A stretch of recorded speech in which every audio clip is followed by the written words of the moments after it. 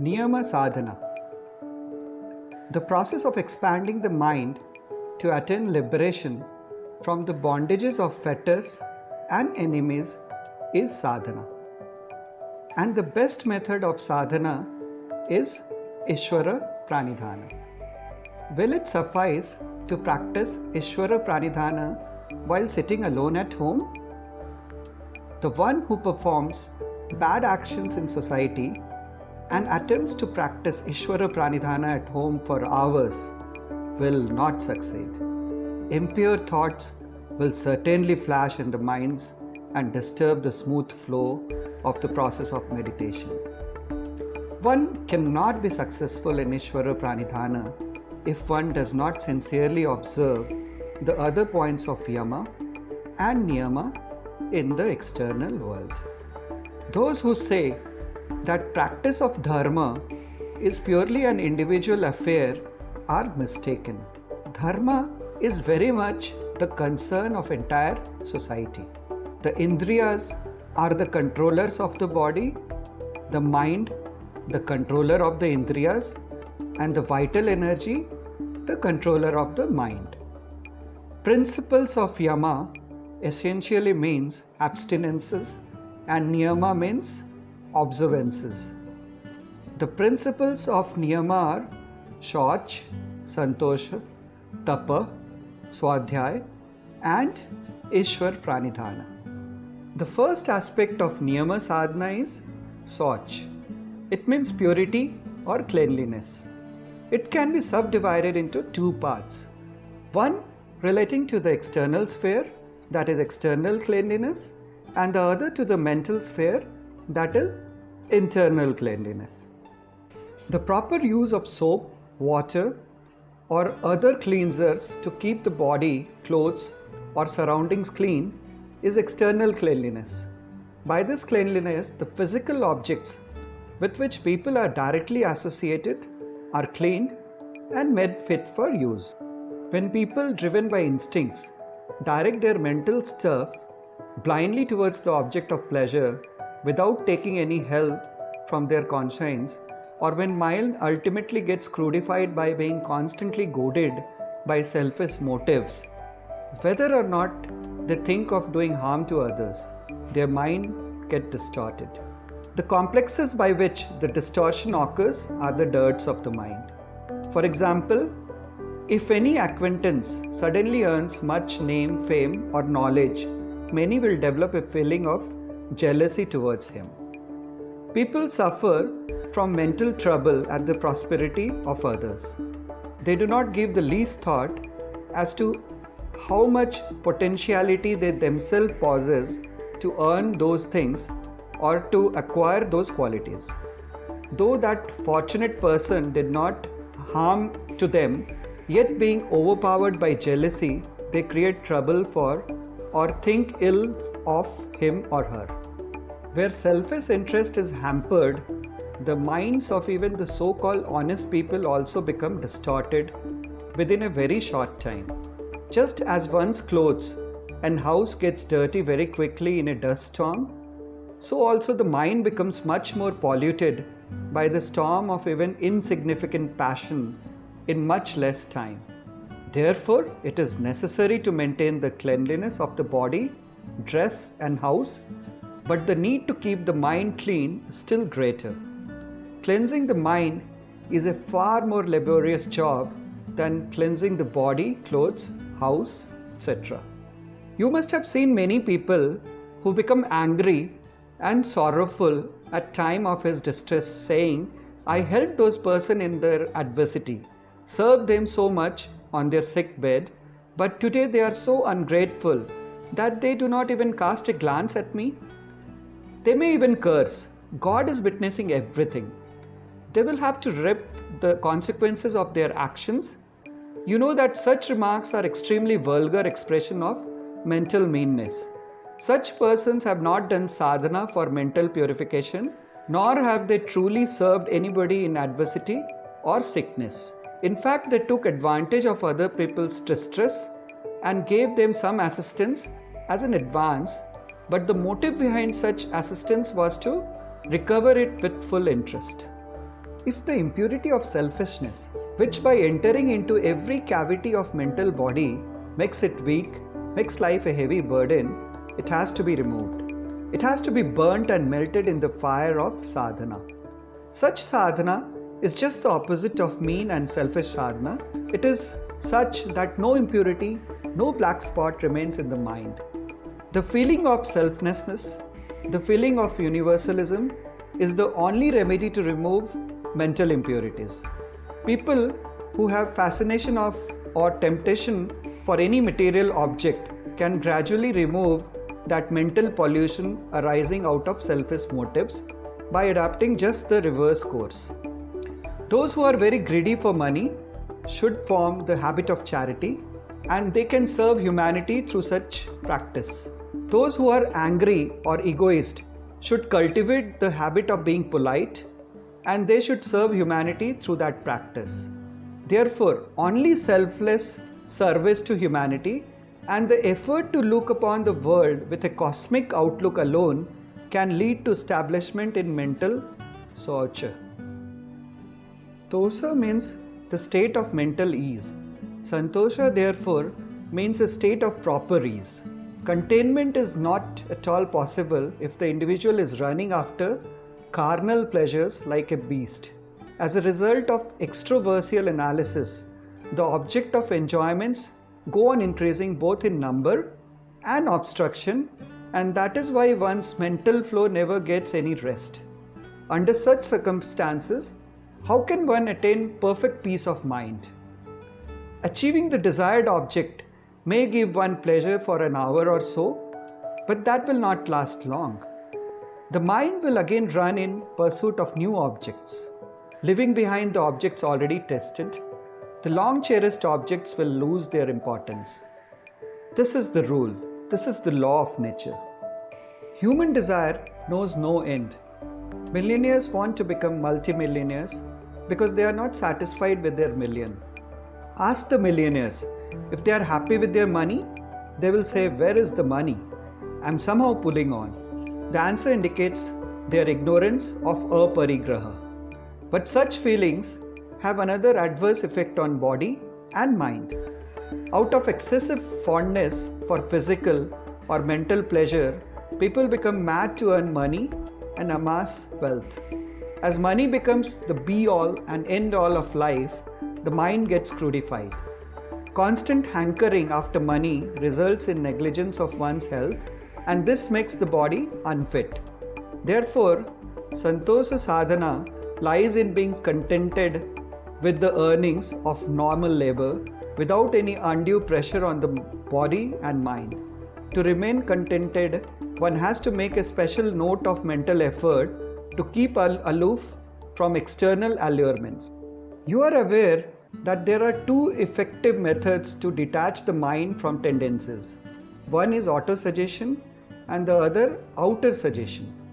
If anyone always tries to think thoughts just opposite to the mean tendencies which occupied the mind, a change in one's nature is bound to occur. This is autosuggestion. A change in one's nature is also brought about if such ideas are repeatedly conveyed to one's ear by some external agents. This is called outer suggestion. In the case of Santosha sadhana, the aspirants must always follow autosuggestion.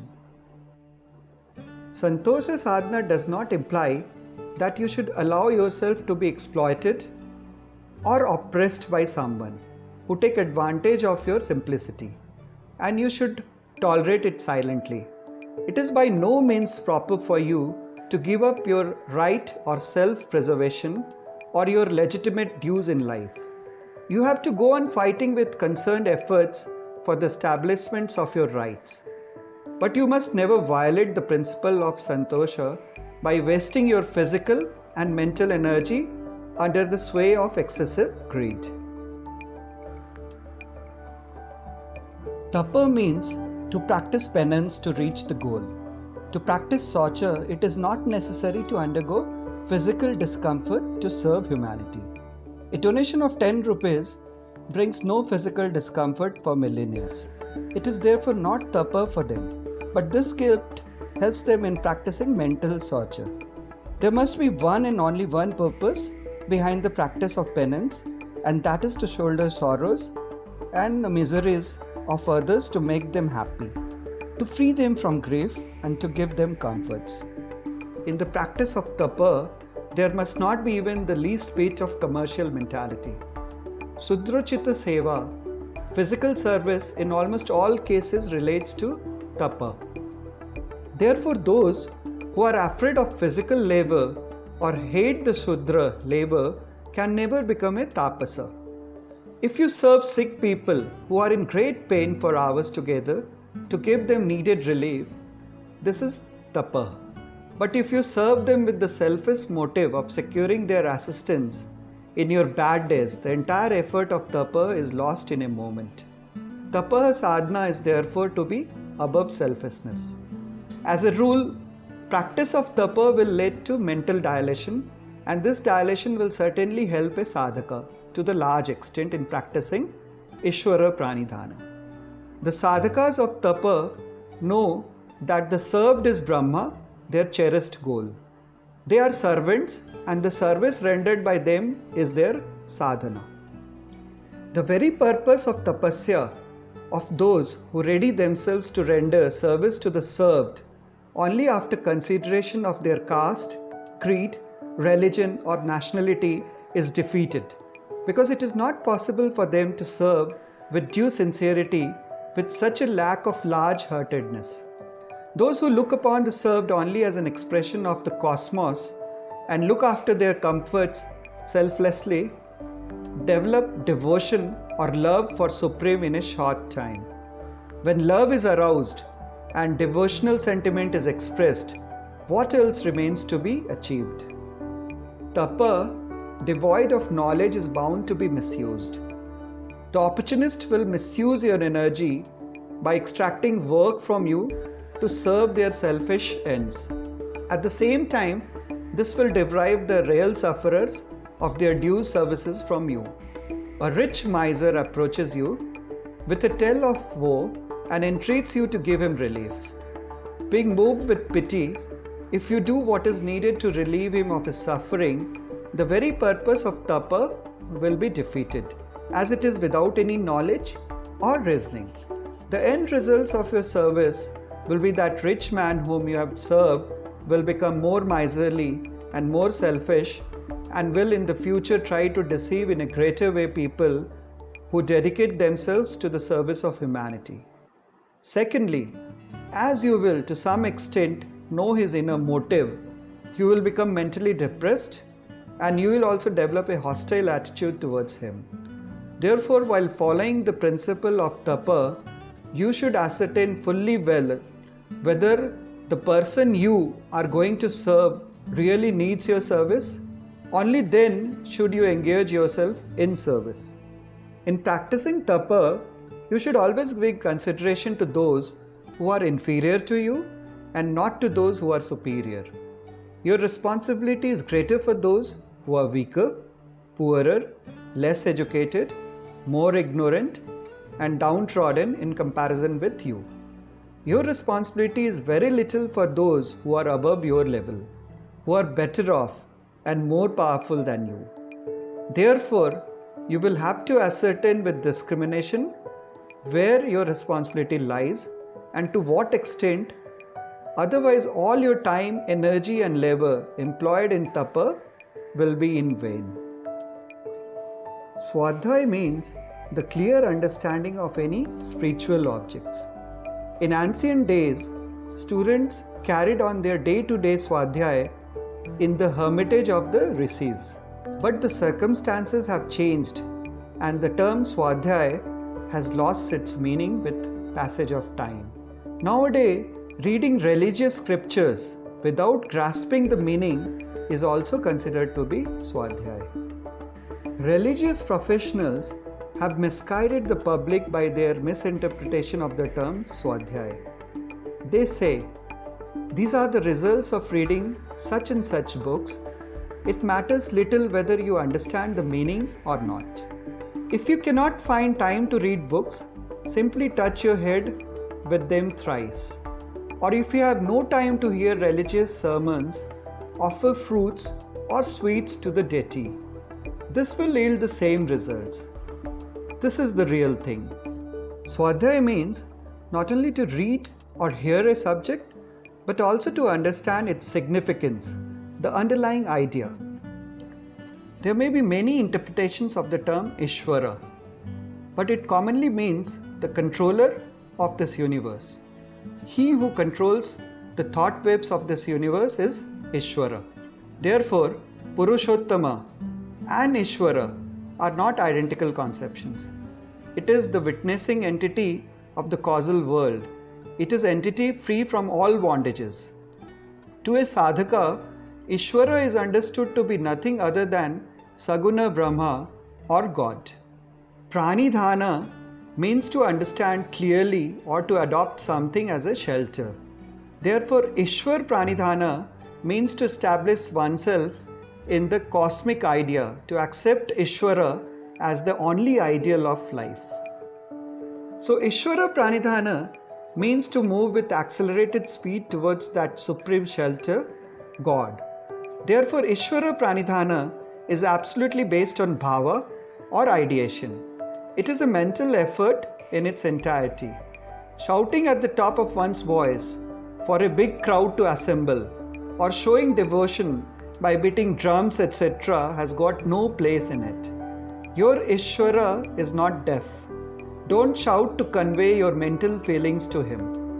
Respect, affection, sincerity, and devotion are attributes of the inner heart and are not to be expressed loudly in the language of flatterers. However, when a desire for vocal expression of an internal feeling is aroused, the divine touch can be expressed in sweet language in the form of a verse or song. Mental japa is the best process of Ishwara Pranithana. One's ideation should be expressed mentally and the mind should be its witnessing entity. When the mental flow of a spiritual aspirant move along the introversial phase of macrocosmic meditation, one's animative force, having the potentiality of divinity itself, rises above all tendency, all sanskara, and proceeds towards eternal bliss. In this state, the mind is vibrated with cosmic feeling. The unexpressed divine qualities of the higher gland find expression, and the resonance of the mind vibrates the nervous system. This gives rise to pious expression in the physical body. It is desirable to practice various lessons of sadhana alone in a lonely place, but Ishwara Pranithana can be practiced both individually as well as collectively. In collective Ishwara Pranithana, the combined mental efforts work together and so give rise to expression of the higher signs in a very short time.